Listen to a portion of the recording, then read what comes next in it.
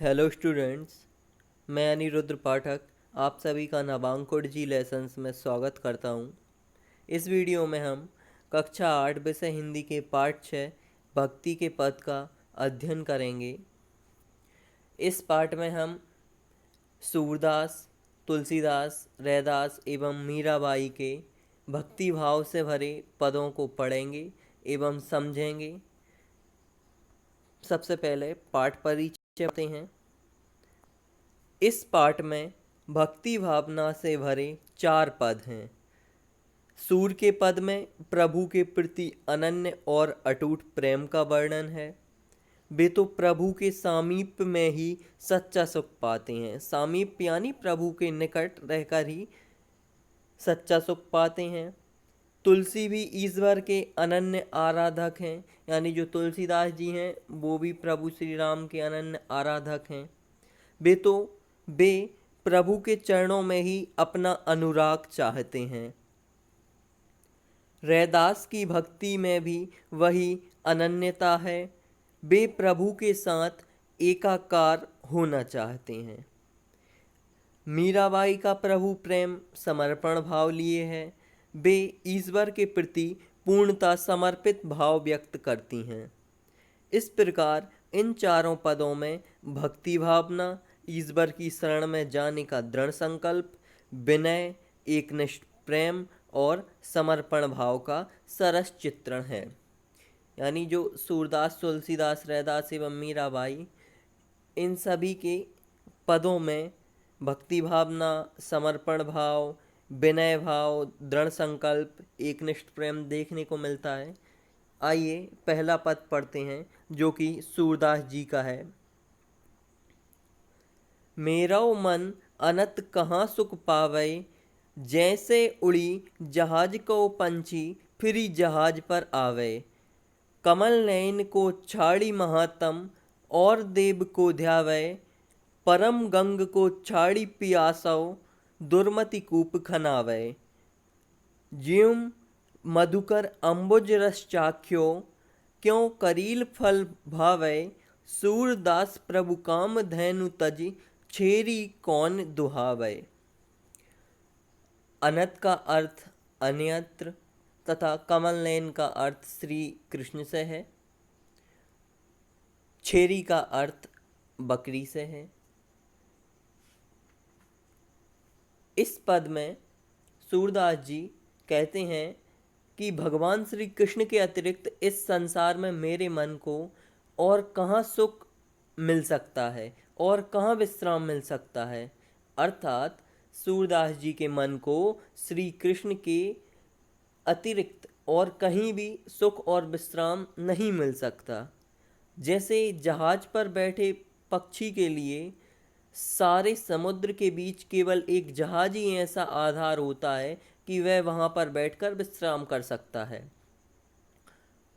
यदि वह जहाज पे से उड़कर संपूर्ण समुद्र में भ्रमण करना चाहे तो उसे वापस लौटकर जहाज पर ही आना पड़ेगा विश्राम करने के लिए। उसे कोई ऐसा आधार नहीं मिलता संपूर्ण समुद्र में विश्राम के लिए। वैसे ही इस विशाल संसार में श्री कृष्ण ही सूरदास जी के संसार रूपी जहाज हैं। कमल के समान सुंदर नयन वाले श्री कृष्ण का त्याग कर मैं किसी और देवता की भक्ति नहीं करना चाहता, ऐसा सूरदास जी कहते हैं। आगे कहते हैं सूरदास जी, परम पावन गंगा नदी को छोड़कर कोई प्यासा व्यक्ति कुआं खोदकर उसका जल पीने का व्यर्थ परिश्रम करता है तो उसे दुर्बुद्धि ही कहा जाएगा। अर्थात यदि किसी व्यक्ति को प्यास लगी है तो वह परम पावन गंगा नदी को छोड़कर यदि वो एक कुआं खोदना चाहे और उस कुएं को खोदकर पानी पीना चाहे तो निश्चित ही वह दुर्बुद्धि वाला व्यक्ति कहलाएगा। जिसने आम के मीठे रस का आस्वादन किया है वह नीम के कड़वे फल का स्वाद नहीं लेना चाहेगा। सूरदास जी कहते हैं कि भगवान श्री कृष्ण कामधेनु का त्याग कर मैं बकरी का दूध दोहन नहीं करूँगा। अर्थात मैं श्री कृष्ण को छोड़कर किसी अन्य देवता की भक्ति नहीं करूँगा।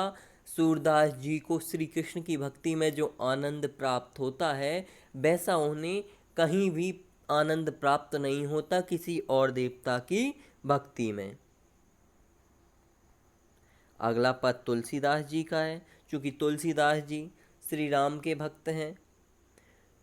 जाऊं कहाँ तजी चरण तिहारे, काको नाम पतित पावन, जग के ही अति दीन प्यारे। कौन देव बराए बिरध हित, हटि हटि अधम उधारे। खग मृग ब्याध पसान बिटप, जड़ जबन कवन सुर तारे। देव दनुज मुनि नाग मनुज सब, माया बिबस बिचारे। तिनके हाथ दास तुलसी प्रभु, कहा अपना पाओ हारे। बिटप का अर्थ श्राप के कारण क्या हुआ था, यमलार्जुन वृक्ष बन गए थे और द्वापर में श्री कृष्ण ने उनका उद्धार किया था। ब्याद का आशय वाल्मीकि जी जो पहले डाकू थे, राम शब्द का उल्टा जाप करके जिनके जीवन का कल्याण हुआ।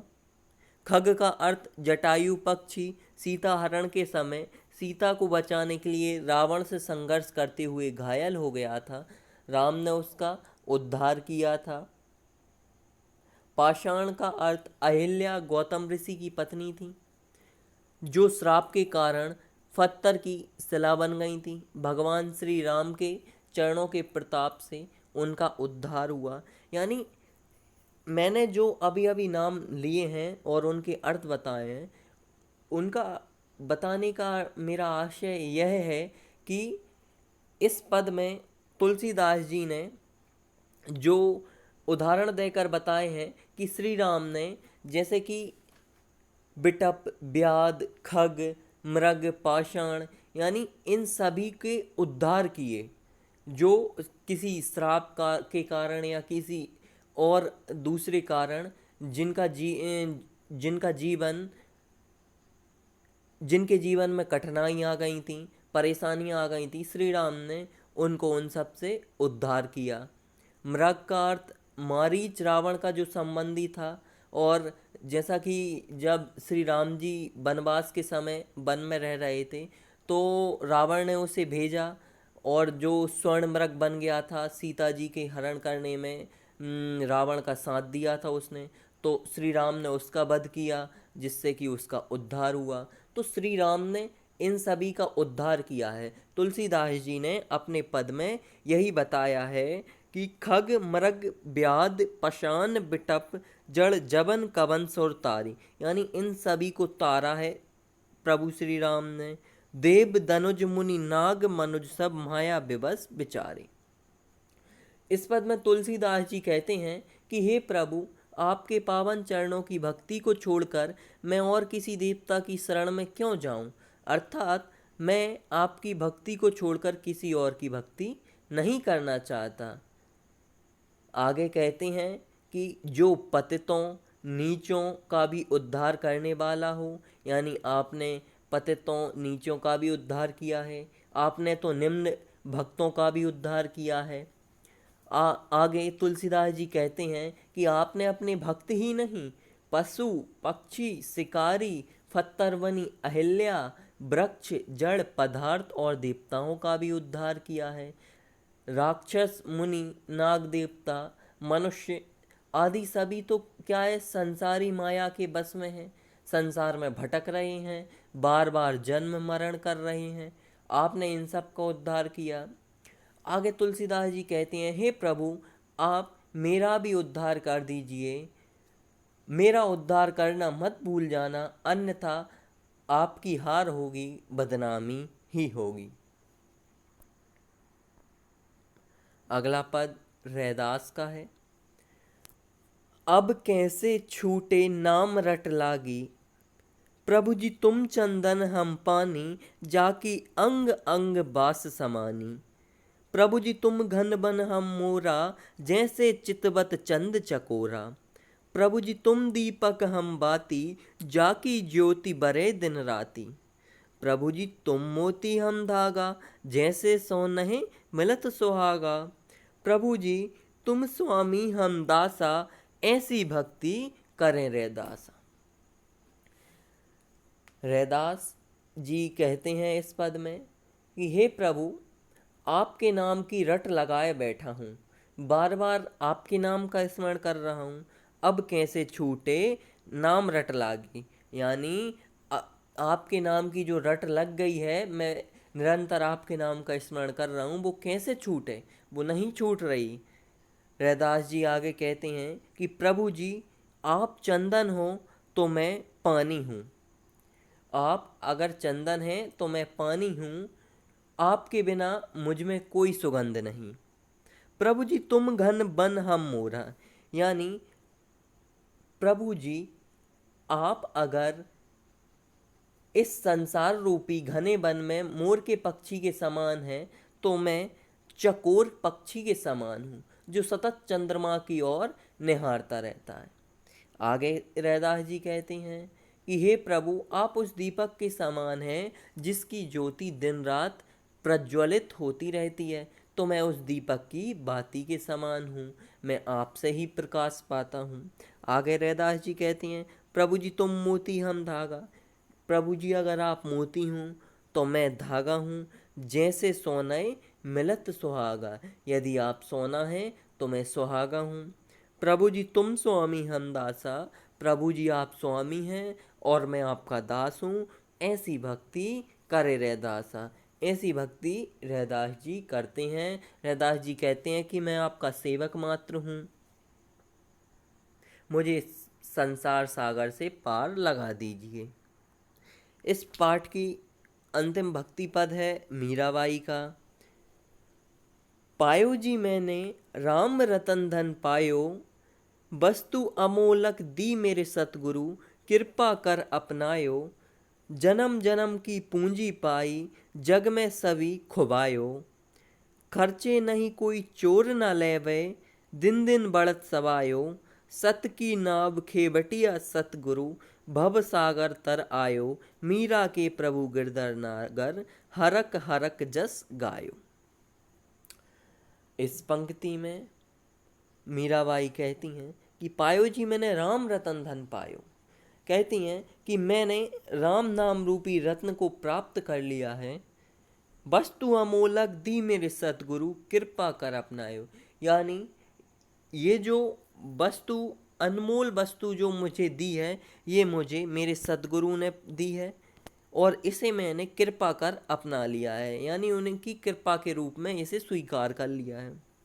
यह जन्म जन्म की पूंजी है, यानी ये जन्म जन्म की पूंजी के समान है। ये से ना तो कोई, यानी जो भक्ति है, मैंने राम रतन धन पाया है, इसे ना तो कोई चोर चुरा सकता है, इसे ना तो खर्च करने पर ये खर्च होती, बल्कि ये दिनों दिन बढ़ती जाती है। आगे मीराबाई कहती हैं कि हे भक्ति रूपी पूंजी कभी खर्च नहीं होती, मैं सत्य की नाव पर सवार हो चुकी हूँ और मेरे तारणहार प्रभु श्री कृष्ण हैं, वे ही मेरे जीवन की नौका को इस संसार सागर से पार लगाएंगे। आगे मीराबाई कहती हैं, मेरे परम आराध्य भगवान श्री कृष्ण हैं, मैं प्रतिक्षण प्रतिदिन प्रसन्न मन एवं चित्त से उन्हीं का यशोगान अर्थात स्तुति करती रहती हूँ। इस प्रकार चारों भक्ति के पद समाप्त होते हैं। हमने चारों के भक्ति के पदों को पढ़ा एवं समझा। इस वीडियो में यहीं तक पढ़ेंगे। अगली वीडियो में इस पाठ के यानी भक्ति के पद के अभ्यास प्रश्नों को हल करेंगे, उन्हें समझेंगे। Thank you for listening.